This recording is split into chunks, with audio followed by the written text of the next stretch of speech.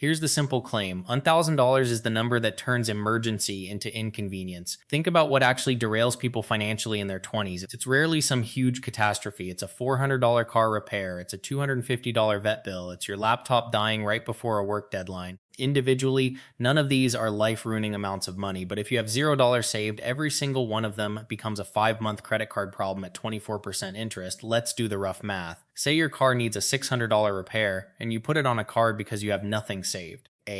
If you're only making minimum payments at a typical 24% APR, that $600 can easily turn into $750, $800 total by the time you pay it off, and it might take you the better part of a year. Now compare that to having $1,000 already sitting there. You pay the $600, you're down to $400, and life moves on. No interest, no stress, no spiral. This is why I'd argue $1,000 matters more than your first investment.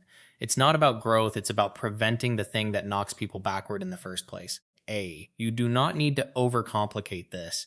Before you're optimizing your money, you need to stop your money from getting worse every time something normal happens, because something normal happens basically every month. Chapter 2. The mistake that keeps people from ever hitting it. This is where people mess up. They try to save $1,000 the same way they try to save everything else. Passively, with whatever's left over, hoping it adds up eventually. It doesn't. Not because they're bad with money, but because leftover is usually zero, especially with lifestyle inflation creeping in every time you get a raise or a new job. Here's a pattern I see constantly. Someone gets a $5,000 raise, and instead of that money going anywhere productive, their rent goes up $200 because they move somewhere nicer. Their food spending creeps up because they're eating out more. And by the end of the year, they're saving the exact same amount they were before the raise, which is nothing.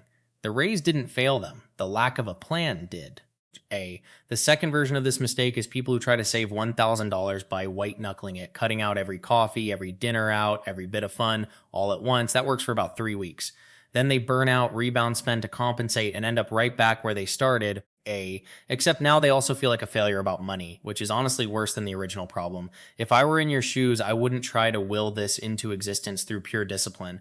I'd build a system that makes it automatic, because motivation runs out and automation doesn't. That's exactly what we're getting into next to Stir and Prepared Remaining Chapters, Clarified Content Structure, and Prepared Remaining Chapters, Chapter 3. The simple system to get there fast. Keep it simple. You don't need a fancy budgeting app or a 12-step plan. You need one decision.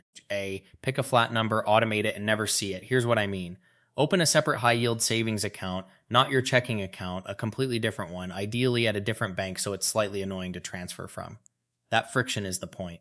Then set up an automatic transfer for the day after you get paid, not the day before, not whenever you remember. The day after, before you've had a chance to spend it. Now let's talk numbers, because vague advice doesn't help anyone. If you can swing $100 a week, you hit $1, season it in 10 weeks, about 2.5 months. If $100 a week feels impossible right now, drop it to $50 a week, and you're there in 20 weeks, 5 months.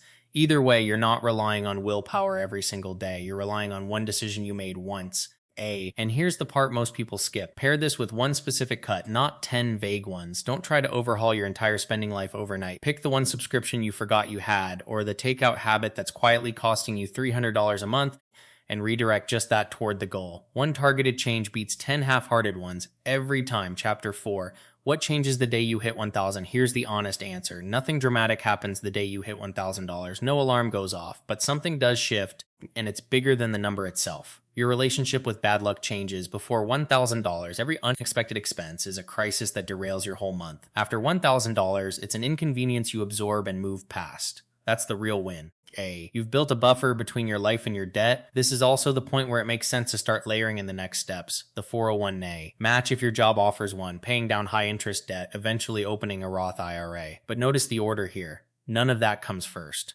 I'd never tell someone to start investing while they have zero safety net, because the first time something breaks, they'll end up pulling that investment back out, probably at a bad time, just to cover an emergency. $1,000 first protects everything you build after it. So the $1, zero isn't the finish line, it's the floor. It's what keeps you from falling through every time life throws something normal at you, and life throws something normal at you constantly in your 20s.